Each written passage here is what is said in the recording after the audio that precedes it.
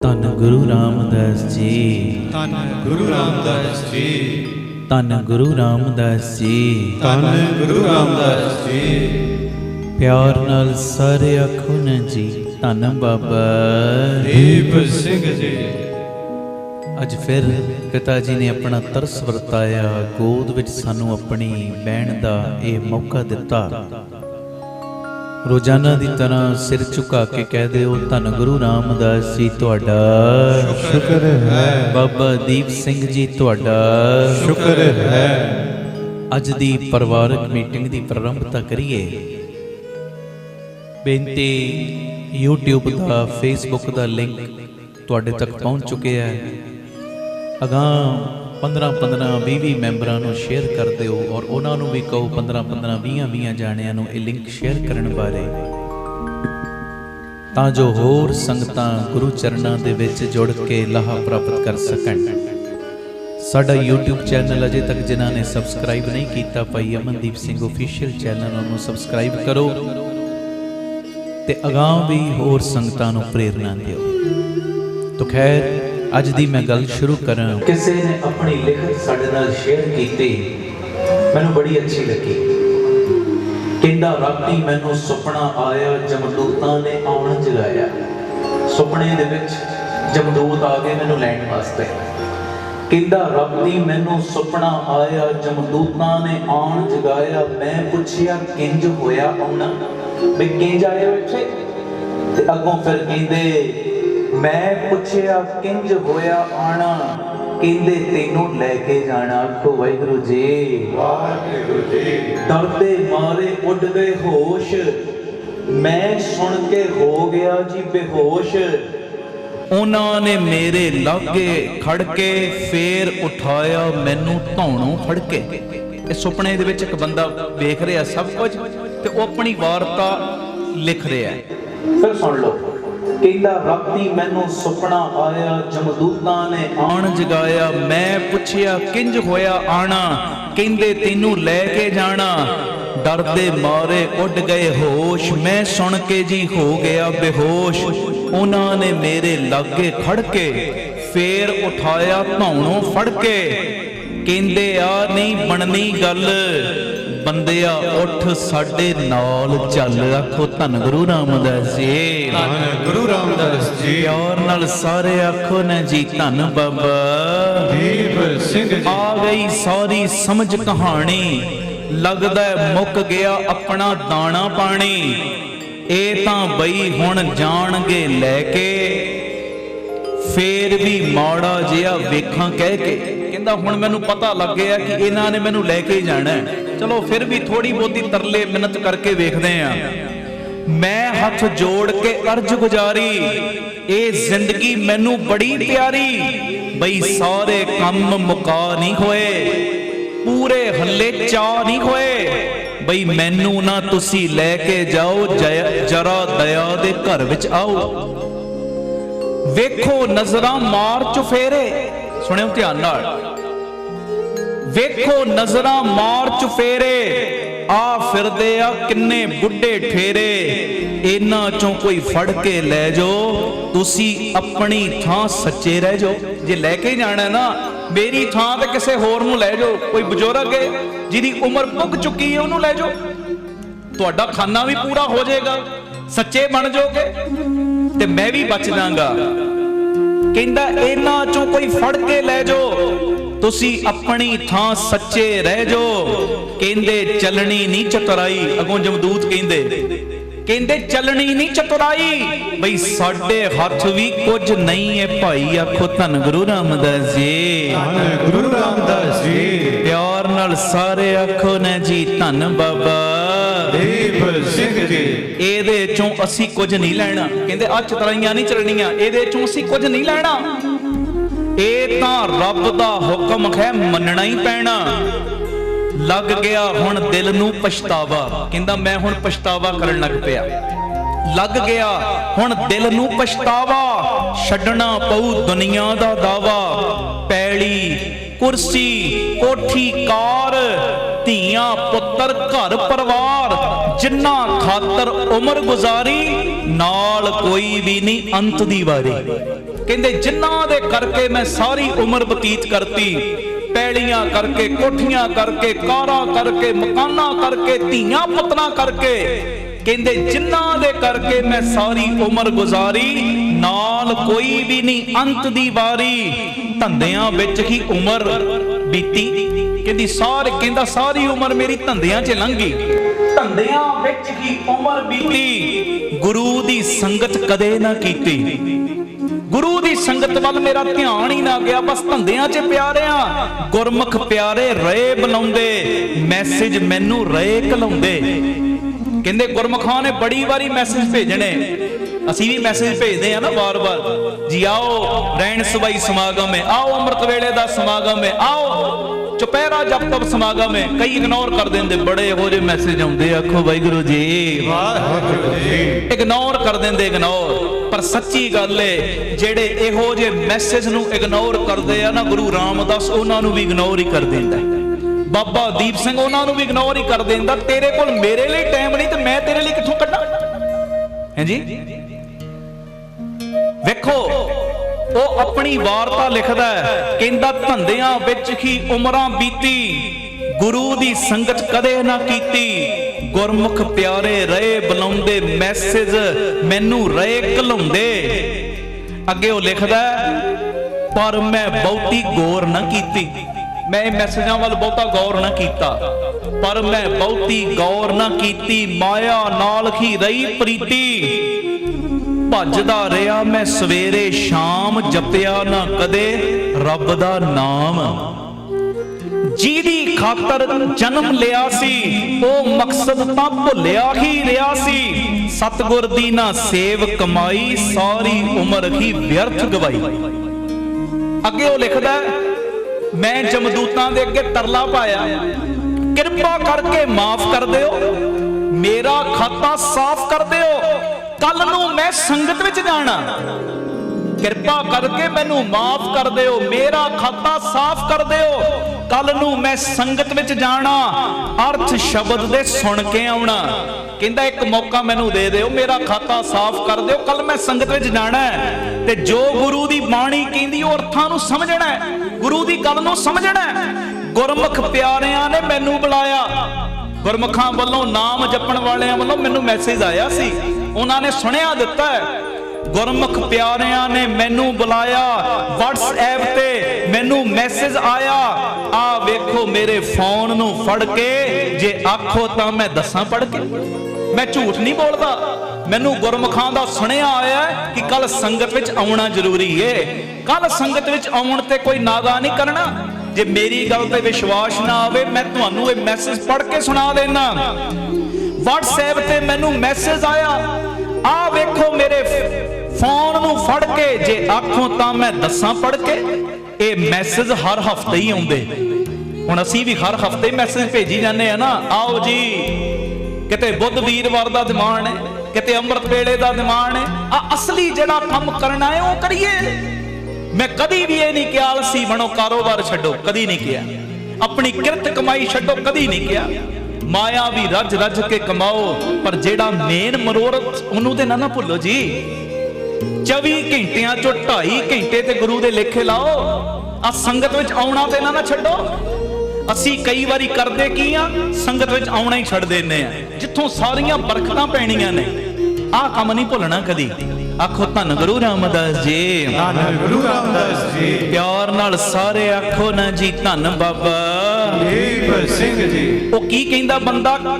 ਕਹਿੰਦਾ ਆ ਵੇਖੋ ਮੇਰੇ ਫੋਨ ਨੂੰ ਫੜ ਕੇ, ਜਮਦੂਤਾਂ ਨੂੰ ਕਹਿ ਰਿਹਾ ਸੁਪਨੇ ਦੇ ਵਿੱਚ, ਜੇ ਆਖੋ ਤਾਂ ਮੈਂ ਦੱਸਾਂ ਪੜ ਕੇ।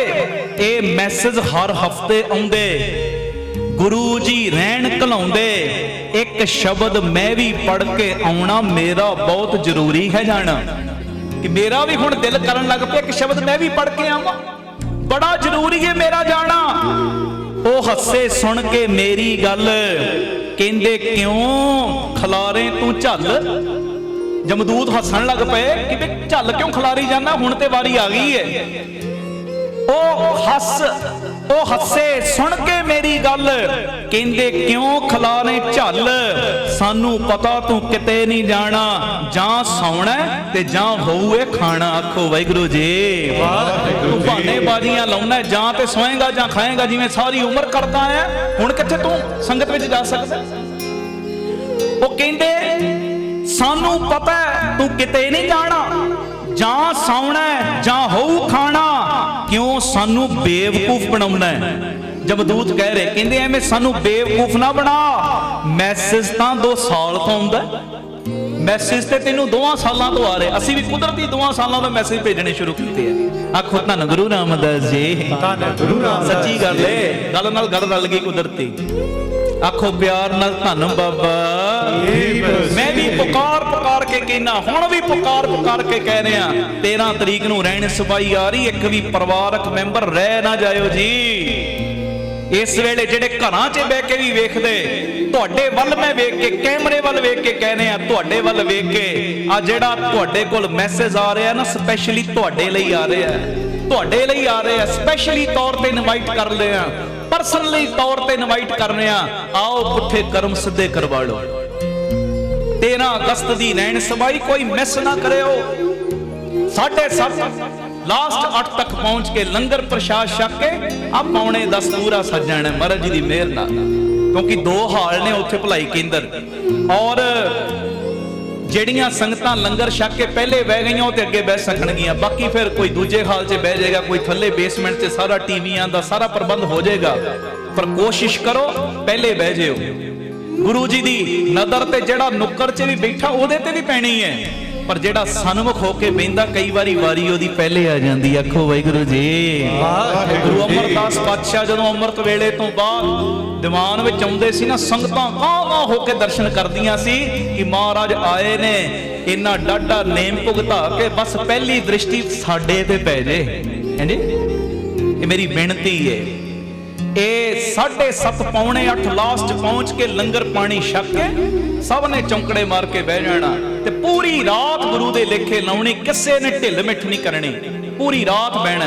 ਜਦੋਂ ਪੂਰੀ ਰਾਤ ਬੈਠੋਗੇ ਨਾ, ਉਹਦੀ ਵਾਈਬ੍ਰੇਸ਼ਨ ਤੁਹਾਨੂੰ ਆਪ ਮਹਿਸੂਸ ਹੋਏਗੀ, ਆਪ ਉਹਦੀ ਵਾਈਬ੍ਰੇਸ਼ਨ, ਉਹਦਾ ਅਸਰ ਤੁਹਾਨੂੰ ਆਪ ਮਹਿਸੂਸ ਹੋਏਗਾ। ਤੁਹਾਨੂੰ ਇਦਾਂ ਪ੍ਰਤੀਤ ਹੋਏਗਾ, ਜਿਹੜਾ ਮੈਂ ਪੜਦਾ ਸਾਂ ਨਾ, ਸੋ ਸਤਿਗੁਰ ਪਿਆਰਾ ਮੇਰੇ ਨਾਲ ਹੈ, ਜਿੱਥੇ ਕਿੱਥੇ ਮੈਨੂੰ ਇਦਾਂ ਪ੍ਰਤੀਤ ਹੋਏਗਾ ਜਿਵੇਂ ਉਹ ਸਤਿਗੁਰੂ ਪਿਆਰਾ ਨਾਲ ਹੀ ਵਰਤਣ ਲੱਗ ਪਿਆ, ਬਾਬਾ ਦੀਪ ਸਿੰਘ ਨਾਲ ਹੀ ਵਰਤਣ ਲੱਗ ਪਏ ਨੇ। ਹੁਣ ਸੁਣਿਓ ਧਿਆਨ ਨਾਲ, ਉਹ ਕੀ ਕਹਿੰਦੇ ਜਮਦੂਤ, ਕਹਿੰਦੇ ਐਵੇਂ ਸਾਨੂੰ ਤੂੰ ਬੇਵਕੂਫ ਨਾ ਬਣਾ, ਇਹੋ ਜਿਹੇ ਮੈਸੇਜ ਤੇ ਤੈਨੂੰ 2 ਸਾਲਾਂ ਤੋਂ ਆ ਰਹੇ ਨੇ, ਤੂੰ ਕਦੀ ਗੌਰ ਹੀ ਨਹੀਂ ਕੀਤਾ। ਹੁਣ ਤੂੰ ਝੱਲ ਖਲੇਰਦਾ ਕਿ ਮੈਂ ਸੰਗਤ ਵਿੱਚ ਜਾਣਾ, ਸ਼ਬਦ ਪੜਨਾ, ਸ਼ਬਦ ਸੁਣਨਾ। ਕਹਿੰਦੇ ਸੁਣ ਕੇ ਮੈਂ ਹੋਇਆ ਸ਼ਰਮਿੰਦਾ, ਕੀ ਹੁਣ ਹੋਰ ਸਫਾਈ ਦਿੰਦਾ? ਕਹਿੰਦਾ ਹੁਣ ਮੈਂ ਕੀ ਹੋਰ ਸਫਾਈਆਂ ਦੇ ਸਕਦਾ, ਸ਼ਰਮਿੰਦਗੀ ਹੋ ਰਹੀ ਅੰਦਰ। ਮੈਂ ਕਿਹਾ ਮੇਰੀ ਗਲਤੀ ਭਾਰੀ, ਗੁਰੂ ਦੀ ਬਾਣੀ ਕਦੇ ਨਾ ਵਿਚਾਰੀ, ਮੇਰੀ ਬੜੀ ਵੱਡੀ ਗਲਤੀ ਹੈ, ਮੈਂ ਗੁਰੂ ਦੀ ਬਾਣੀ ਨੂੰ ਵਿਚਾਰਿਆ ਨਹੀਂ। ਮੇਰਾ ਬੇੜਾ ਬੰਨੇ ਲਾ ਦੋ, ਬਸ ਕਿਸੇ ਤਰ੍ਹਾਂ ਵੀ ਲਿਮਟ ਵਧਾ ਦਿਓ, ਥੋੜੀ ਜਿਹੀ ਉਮਰ ਹੋਰ ਵਧਾ ਦਿਓ, ਮੈਂ ਹੁਣ ਅਸਲੀ ਲਾਹਾ ਖੱਟ ਲਵਾਂ। ਕਹਿੰਦੇ ਅਸੀਂ ਹੈ ਲਿਜਾਣਾ ਹੁੰਦਾ, ਛੇਤੀ ਕੰਮ ਮੁਕਾਉਣਾ ਹੁੰਦਾ, ਚੱਲ ਫੇਰ ਜੇ ਤੂੰ ਬਹੁਤਾ ਕਹਿਣਾ, ਹੱਥ ਜੋੜਨਾ, ਤਰਲੇ ਲੈਣਾ, ਚੱਲ ਫੇਰ ਤੈਨੂੰ ਛੱਡ ਜਾਣੇ ਆ, ਸੰਗਤ ਕਰਨੀ ਫੇਰ ਆਨੇ। ਆਖੋ ਵਾਹਿਗੁਰੂ ਜੀ। ਵਾਹਿਗੁਰੂ ਜੀ। ਕਹਿੰਦੇ ਤੈਨੂੰ ਛੱਡ ਜਾਣੇ ਆ, ਸੰਗਤ ਕਰ, ਡਟ ਕੇ ਨਾਮ ਜਪ, ਫੇਰ ਆਵਾਂਗੇ ਆਪਾਂ। ਚੱਲ ਫੇਰ ਤੈਨੂੰ ਛੱਡ ਜਾਣੇ ਆ, ਸੰਗਤ ਕਰਨੀ ਫੇਰ ਆਉਨੇ ਆ। ਘੜੀਆਂ 2 ਘੜੀਆਂ ਉੱਥੇ ਟਿਕ ਕੇ ਬਹਿ ਜੀ, 2 ਘੜੀਆਂ ਸੰਗਤ ਵਿੱਚ ਟਿਕ ਕੇ ਬਹਿ ਜੀ, 2 ਘੜੀਆਂ ਉੱਥੇ ਟਿਕ ਕੇ ਬਹਿ ਜੀ, ਐਵੇਂ ਘਰੇ ਨਾ ਸੁੱਤਾ ਰਹਿ ਜੀ। ਕਈ ਵਾਰੀ ਬੰਦਾ ਕਹਿੰਦਾ ਚੱਲ ਯਾਰ ਕੋਈ ਨਹੀਂ, 3 ਤੋਂ 4 ਦਾ ਟਾਈਮ ਹੈ, ਕੋਈ ਫਰਕ ਨਹੀਂ ਪੈਣਾ, ਜੇ 3:15 ਵੀ ਚਲੇ ਜਾਵਾਂਗੇ। ਗੁਰੂ ਨੂੰ ਕਾਹਦਾ ਫਰਕ? ਫਰਕ ਤੇ ਸਾਨੂੰ ਪੈਣਾ। ਆ ਮੈਂ ਸਾਰਿਆਂ ਨੂੰ ਰੋਜ਼ ਪੁਕਾਰ ਕੇ ਕਹਿਣਾ, ਇਹ 3 ਤੋਂ 4 ਦਾ ਸਮਾਂ ਆਪਣਾ ਸਮਝੋ ਹੀ ਨਾ, ਰੋਜ਼ ਹੀ ਸੰਗਤ ਕਰਨੀ। ਕਈ ਕਹਿੰਦੇ ਜੀ ਰੋਜ਼ ਹੀ ਕੀਰਤਨ, ਰੋਟੀ ਰੋਜ਼ ਖਾਂਦੇ ਹੋ ਕਿ ਨਹੀਂ? 3 ਵੇਲੇ ਖਾਂਦੇ ਹੋ ਕਿ ਨਹੀਂ?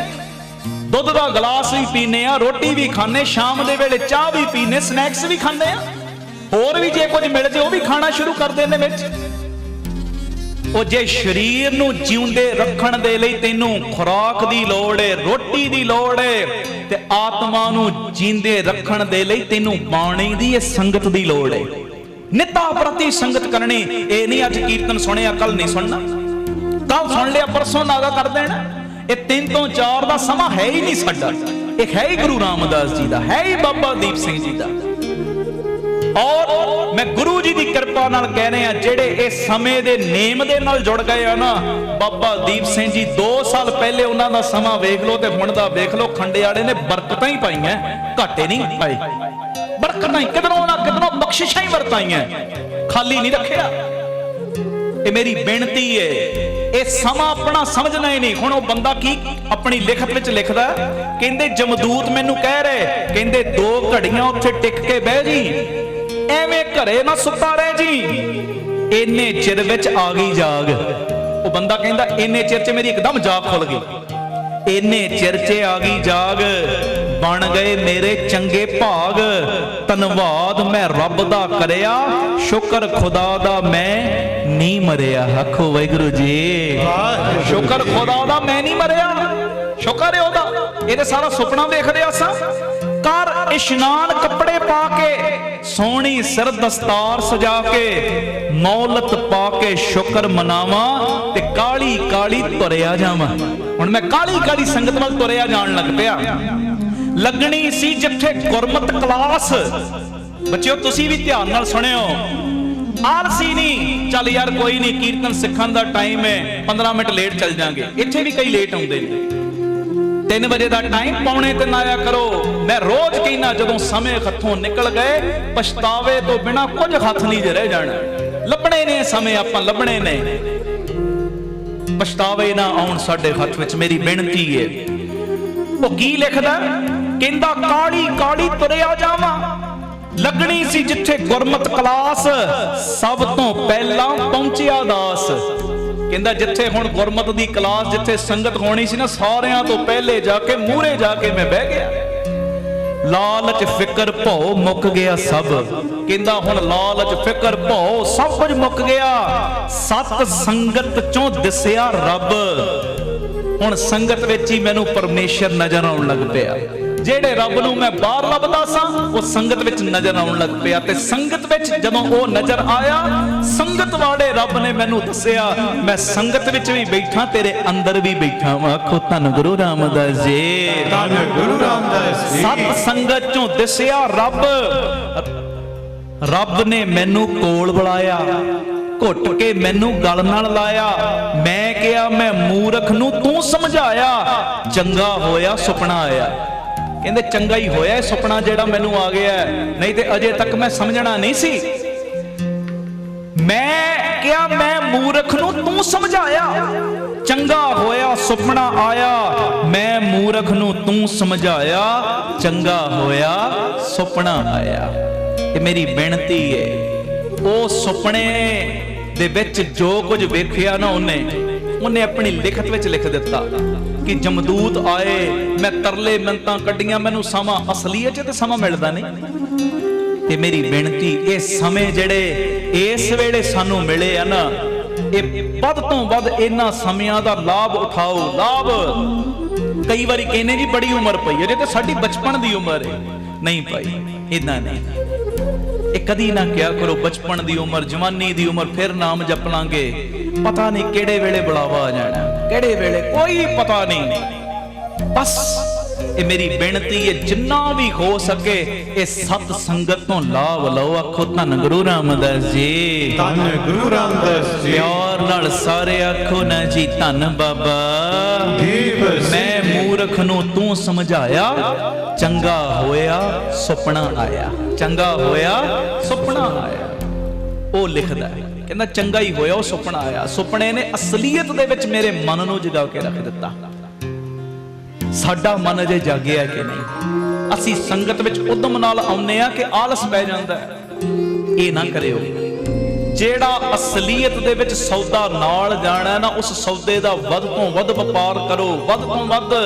ਬਾਕੀ ਵਪਾਰ ਦੁਨਿਆਵੀ ਵੀ ਕਰਨੇ ਨੇ, ਪਰ ਪਿਆਰਿਓ ਜਿਹੜਾ ਅਸਲੀਅਤ ਦੇ ਵਿੱਚ ਨਾਲ ਨਿਭਣਾ ਨਾ, ਉਹ ਵਪਾਰ ਭੁੱਲਣਾ ਨਹੀਂ। ਆਖੋ ਧੰਨ ਗੁਰੂ ਰਾਮਦਾਸ ਜੀ, ਧੰਨ ਗੁਰੂ ਰਾਮਦਾਸ ਜੀ, ਧੰਨ ਗੁਰੂ ਰਾਮਦਾਸ ਜੀ, ਧੰਨ ਗੁਰੂ ਰਾਮਦਾਸ ਜੀ। ਪਿਆਰ ਨਾਲ ਸਾਰੇ ਆਖੋ ਨਾ ਜੀ, ਧੰਨ ਬਾਬਾ ਦੀਪ ਸਿੰਘ ਬਾਕੀ ਵੀ ਵਪਾਰ ਕਰੋ, ਪਰ ਬਾਕੀ ਵਪਾਰ ਕਰਦੇ ਆ ਨਾ, ਬਸ ਆਪਣੇ ਅੰਦਰ ਆਹ ਚੀਜ਼ ਰੱਖੋ, ਮੈਂ ਇੱਕ ਜਰੀਆ ਵਾਂ, ਕਿਰਪਾ ਕਰਨ ਵਾਲਾ ਉਹ ਹੈ, ਮੈਂ ਇੱਕ ਜਰੀਆ ਵਾਂ। ਬੱਚਿਆਂ ਨੂੰ ਪਾਲਣਾ ਮੇਰਾ ਫਰਜ਼ ਹੈ, ਉਹ ਮੈਂ ਕਰਨਾ ਹੀ ਕਰਨਾ ਆਦਾ, ਪਰ ਮੈਂ ਜਰੀਆ ਵਾਂ, ਦੇਣ ਵਾਲਾ ਕੋਈ ਹੋਰ ਹੈ ਜੀ। ਉਹ ਜੇ ਚਾਹਵੇ ਆਪਣੀ ਨਦਰ ਸਵੱਲੀ ਕਰ ਦੇਵੇ, ਮੇਰੇ ਤੇ ਇਹੋ ਜੀ ਰਹਿਮਤ ਕਰ ਸਕਦਾ, ਮੈਂ ਮਿੱਟੀ ਨੂੰ ਹੱਥ ਪਾਵਾਂ, ਸੋਨੇ ਵਰਗਾ ਲਾਭ ਦੇ ਸਕਦੀ। ਤੇ ਜੇ ਨਦਰ ਪੁੱਠੀ ਪੈ ਗਈ ਨਾ, ਸੋਨੇ ਵਰਗੀ ਚੀਜ਼ ਵੀ ਮਿੱਟੀ ਦੇ ਭਾਅ ਵਿਕਣੀ, ਕੰਮ ਹੀ ਨਹੀਂ ਆਉਣੀ। ਸੱਚਾਈ ਹੈ, ਸੱਚਾਈ। ਇੱਕ ਗੱਲ ਹੋਰ ਤੁਹਾਡੇ ਨਾਲ ਸਾਂਝੀ ਕਰਾਂ, ਇਹਦੇ ਨਾਲ ਰਲਦੀ ਗੱਲ ਹੈ।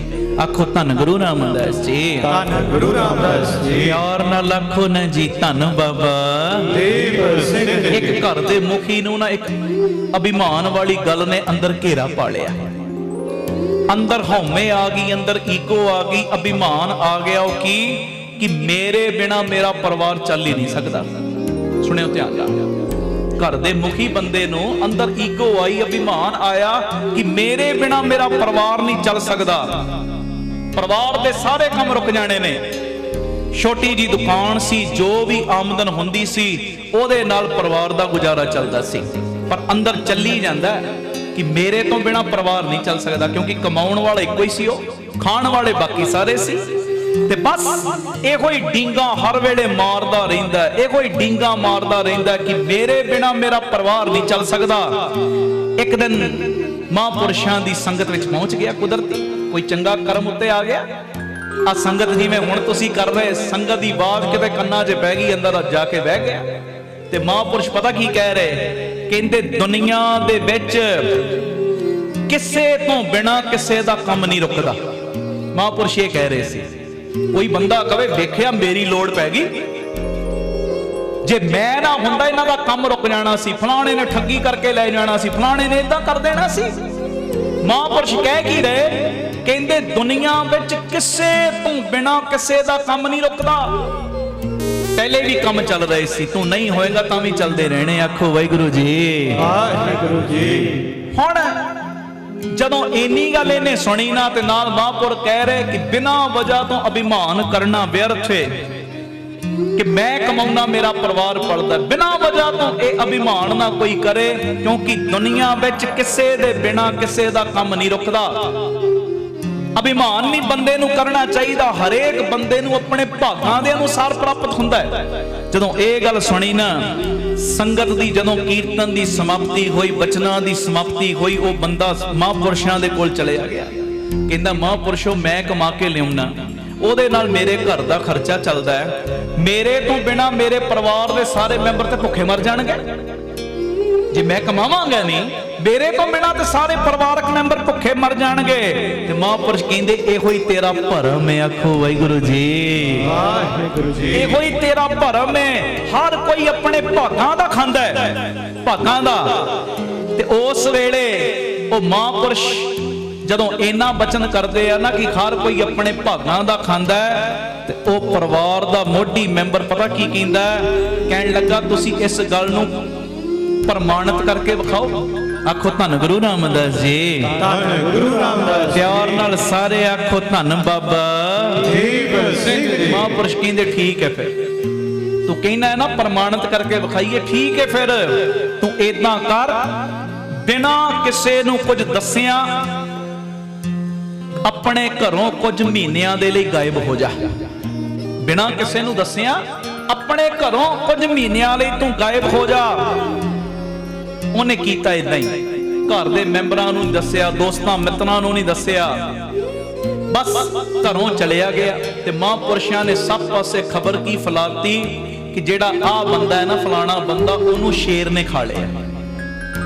ਹੁਣ ਜਦੋਂ ਇੰਨੀ ਗੱਲ ਘਰ ਦਿਆਂ ਤੱਕ ਪਹੁੰਚੀ, ਥੋੜੇ ਦਿਨ ਉਹਨਾਂ ਨੇ ਵੀ ਦੁੱਖ ਦੇ ਵਿੱਚ ਬਤੀਤ ਕੀਤੇ। ਹਾਏ, ਘਰ ਦਾ ਮੋਢੀ ਮੈਂਬਰ ਚਲਿਆ ਗਿਆ। ਪਰ ਹੋਇਆ ਕਿ ਅਖੀਰ ਜਿਹੜੇ ਪਿੰਡ ਵਾਲੇ ਸੀ ਨਾ, ਉਹ ਪਰਿਵਾਰ ਦੀ ਮਦਦ ਦੇ ਲਈ ਆ ਗਏ। ਇੱਕ ਸੇਠ ਨੇ ਉਹਦੇ ਵੱਡੇ ਲੜਕੇ ਨੂੰ ਆਪਣੇ ਕੋਲ ਸੋਹਣੇ ਪੈਸਿਆਂ ਤੇ ਨੌਕਰੀ ਦੇ ਦਿੱਤੀ। ਜਦੋਂ ਉਸ ਬੱਚੇ ਨੂੰ ਨੌਕਰੀ ਮਿਲੀ, ਘਰ ਦਾ ਜਿਹੜਾ ਗੁਜ਼ਾਰਾ ਸੋਹਣਾ ਹੋਣ ਲੱਗ ਪਿਆ। ਆਖੋ ਵਾਹਿਗੁਰੂ ਜੀ। ਵਾਹਿਗੁਰੂ ਜੀ। ਹੁਣ ਉਹਨੇ ਥੋੜੇ ਥੋੜੇ ਪੈਸੇ ਵੀ ਇਕੱਠੇ ਕੀਤੇ, ਨਾਲ ਪਿੰਡ ਵਾਲਿਆਂ ਨੇ ਹੈਲਪ ਕੀਤੀ। ਇਹਦੀ ਬੰਦੇ ਦੀ ਜਿਹੜੀ ਜਵਾਨ ਬੱਚੀ ਸੀ ਉਹਦਾ ਵਿਆਹ ਵੀ ਧੂਮ ਧਾਮ ਨਾਲ ਸਾਰਿਆਂ ਨੇ ਕਰਤਾ। ਤੇ ਜਿਹੜਾ ਛੋਟਾ ਬੱਚਾ ਸੀ ਨਾ, ਛੋਟੇ ਬੱਚੇ ਦੀ ਪੜ੍ਹਾਈ ਦਾ ਜਿਹੜਾ ਖਰਚ ਉਹ ਵੀ ਸੇਠ ਨੇ ਆਪਣੀ ਝੋਲੀ ਪਵਾ ਲਿਆ ਕਿ ਆਹ ਬੱਚੇ ਨੂੰ ਪੜ੍ਹਾਉਣ ਦੀ ਜ਼ਿੰਮੇਵਾਰੀ ਵੀ ਮੇਰੀ ਏ। ਹੁਣ ਕੁਝ ਮਹੀਨਿਆਂ ਦੇ ਬਾਅਦ ਉਹ ਜਿਹੜਾ ਘਰ ਦਾ ਮੋਢੀ ਬੰਦਾ ਨਾ, ਲੁਕਦਾ ਲਕਾਉਂਦਾ ਪਿਆਰਿਓ ਆਪਣੇ ਘਰ ਆਇਆ ਤੇ ਘਰ ਵਾਲਿਆਂ ਨੇ ਭੂਤ ਸਮਝ ਕੇ ਰੌਲਾ ਪਾਉਣਾ ਸ਼ੁਰੂ ਕਰਤਾ। ਇਹ ਕਿੱਥੋਂ ਆ ਗਿਆ? ਇੰਨੇ ਮਹੀਨਿਆਂ ਬਾਅਦ ਇਹਨੂੰ ਤੇ ਸ਼ੇਰ ਖਾ ਗਿਆ ਸੀ, ਇਹ ਤੇ ਭੂਤ ਆ ਗਿਆ। ਜਦੋਂ ਉਹਨੇ ਬਹੁਤ ਮਿੰਨਤਾਂ ਕੀਤੀਆਂ, ਬਹੁਤ ਤਰਲੇ ਪਾਏ, ਸਾਰੀ ਆਪਣੀ ਗੱਲ ਦੱਸੀ ਬੂਏ ਦੇ ਬਾਹਰ ਖੜੋ ਕੇ ਹੀ ਕਿ ਮੈਂ ਸੱਚਮੁੱਚ ਜਿਉਂਦਾ ਵਾਂ। ਏਦਾਂ ਮਹਾਂਪੁਰਸ਼ਾਂ ਨੇ ਕਹੀ ਸੀ ਗੱਲ, ਮੈਂ ਸੱਚਮੁੱਚ ਤੇਰਾ ਪਤੀ ਆ, ਬੂਆ ਖੋਲ। ਤੇ ਅੱਗੋਂ ਉਹਦੀ ਪਤਨੀ ਦਰਵਾਜ਼ੇ ਦੇ ਅੰਦਰੋਂ ਪਤਾ ਕੀ ਕਹਿੰਦੀ ਏ?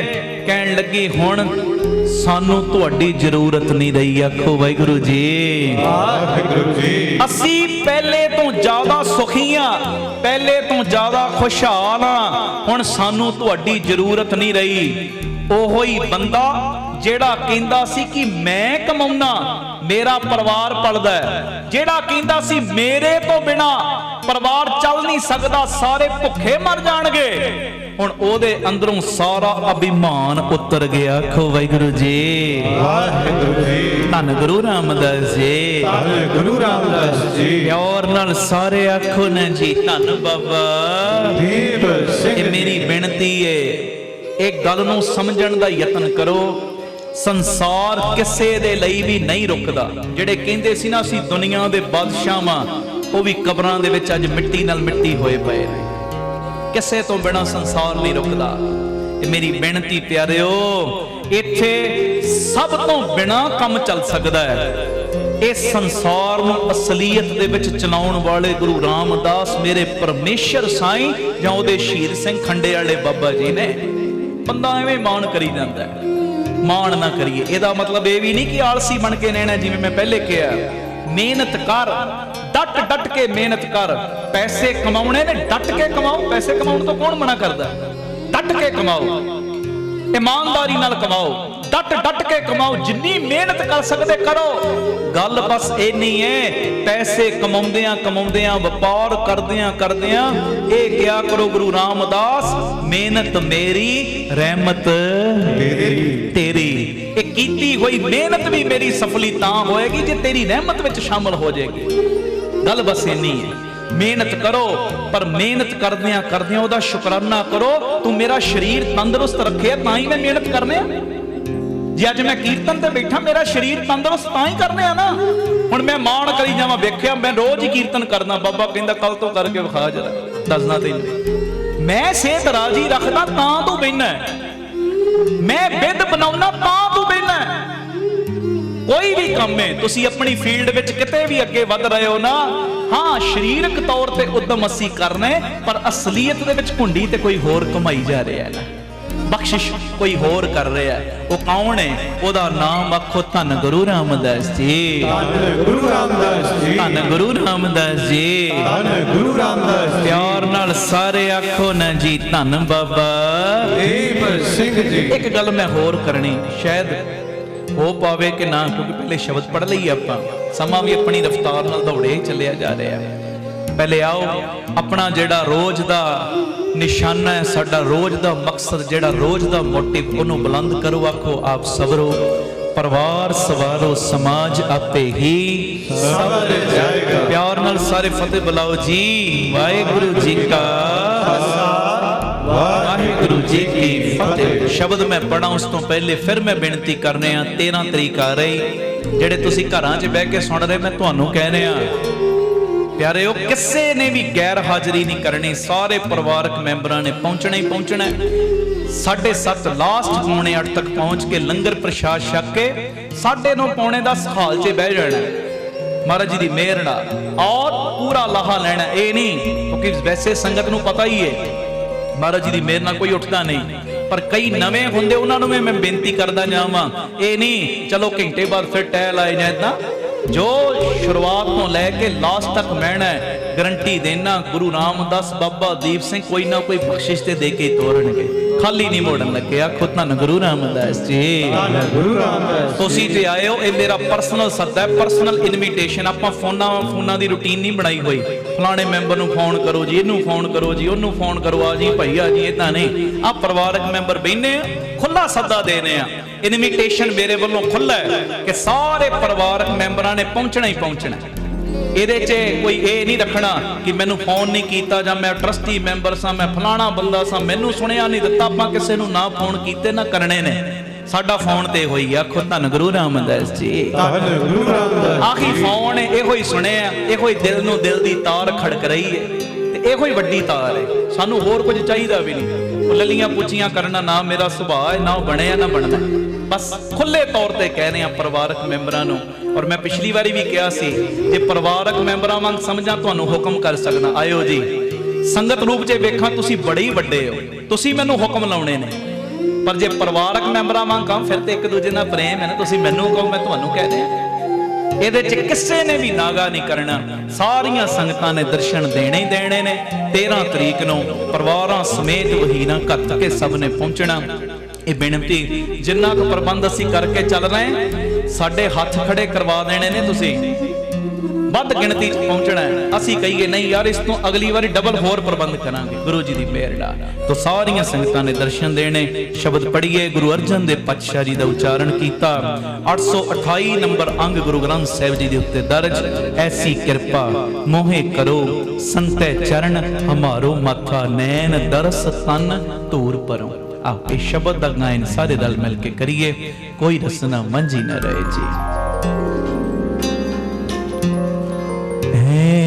ऐसी कृपा मोहे करो, ऐसी कृपा मोहे करो। पढ़ो। ऐसी कृपा मोहे करो,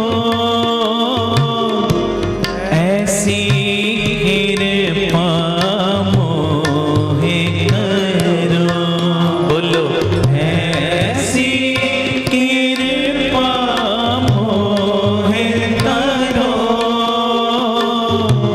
ऐसी कृपा मोहे करो।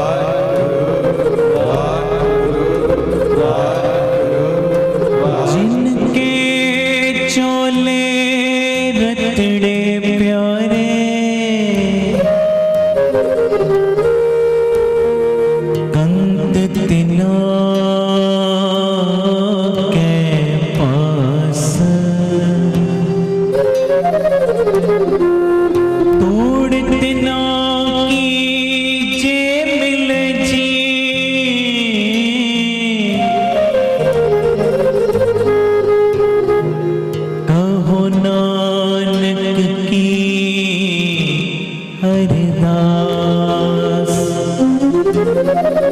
ऐसी कृपा मोहे करो बोलो ऐसी कृपा मोहे करो सारे ऐसी कृपा मोहे करो फिर बोलो ऐसी कृपा मोहे करो ऐसी कृपा मोहे करो ऐसी कृपा मोहे करो मोहे करो मोहे करो ऐसी कृपा मोहे करो ऐसी कृपा मोहे करो सारे ऐसी कृपा ऐसी कृपा कृपा मोहे करो ऐसी कृपा मोहे केड़ी कृपा अंतर जमी पुरख बिठाते बोलो अंतर जमी पुरख बिठाते सारे नहीं बोले अंतर जमी पुरख बिठाते श्रद्धा मन की पूरे श्रद्धा मन की पूरे नानक दास यह सुख मांगे नानक दास यह सुख मांगे नानक दास यह सुख मांगे मोको कर संतन की तोरे मोको कर संतन की तूरे हम संतन की देन प्यारे हम संतन की शरणा मोको कर संतन की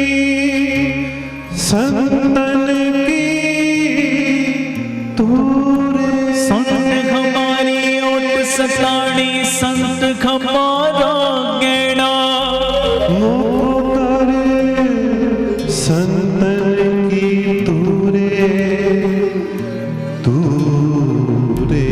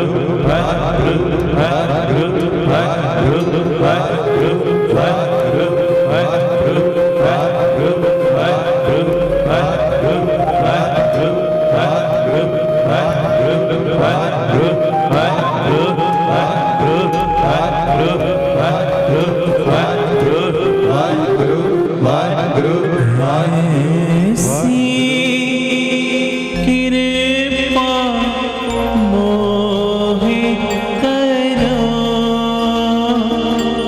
ਐਸੀ ਕਿਰਪਾ ਮੋਹਿ ਕਰੋ, ਐਸੀ ਕਿਰਪਾ ਮੋਹਿ ਕਰੋ, ਐਸੀ ਕਿਰਪਾ ਮੋਹਿ ਕਰੋ। ਬੋਲੇ ਸੋ ਨਿਹਾਲ ਸਤਿ ਸ੍ਰੀ ਅਕਾਲ। ਧੰਨ ਗੁਰੂ ਰਾਮਦਾਸ ਜੀ, ਧੰਨ ਗੁਰੂ ਰਾਮਦਾਸ ਜੀ। ਪਿਆਰ ਨਾਲ ਸਾਰੇ ਆਖੋ ਨੇ ਜੀ ਧੰਨ ਬਾਬਾ ਸਤਿਗੁਰੂ ਕਿਰਪਾ ਕਰਨ। ਕੀਰਤਨ ਦੀ ਸਮਾਪਤੀ ਕੱਲ ਦੇ ਦੀਵਾਨ ਵਿੱਚ ਫਿਰ ਪਿਤਾ ਜੀ ਤੁਹਾਡੇ ਦੀਦਾਰ ਕਰਾਉਣ ਬੁੱਧ ਤੇ ਵੀਰਵਾਰ ਅਸੀਂ 3 ਤੋਂ 4 ਤੱਕ ਕਰਦੇ ਹਾਂ ਕੀਰਤਨ। ਜਿਹੜੇ ਚਾਹਵਾਨ ਹੋਵੋ ਆ ਜਾਇਆ ਕਰੋ, ਇਹ ਮੇਰੀ ਬੇਨਤੀ ਹੈ। ਜਿਹੜੇ ਮਿਲਣਾ ਚਾਹੁੰਦੇ ਨੇ ਉਹ ਵੀ ਇਹ ਦਿਨਾਂ 'ਚ ਆ ਕੇ ਮਿਲ ਸਕਦੇ ਨੇ।